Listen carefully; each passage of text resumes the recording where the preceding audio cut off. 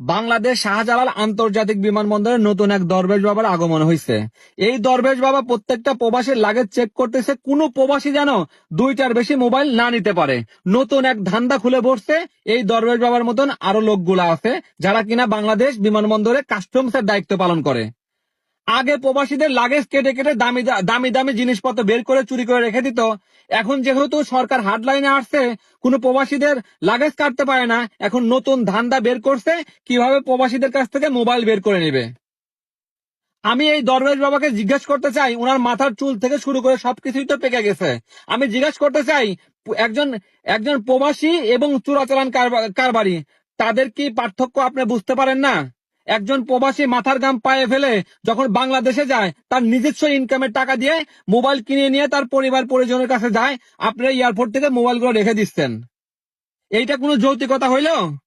আপনার মোবাইল গুলা জব্দ করতেছেন। আমি একাই 3টা মোবাইল ব্যবহার করি। যখন আমি বাংলাদেশে যাব, তখন আমার মা বাবা ভাই বোন আত্মীয় স্বজন কেউ না কেউ তো বলবে যে বাপ, যখন বিদেশ থেকে আসিস তখন আমার জন্য 2টা মোবাইল নিয়ে আসিস কিংবা একটা মোবাইল নিয়ে আসিস। আর আমরা যখন মোবাইল নিয়ে বাংলাদেশ বিমানবন্দরে যাব, তখন আপনার মোবাইল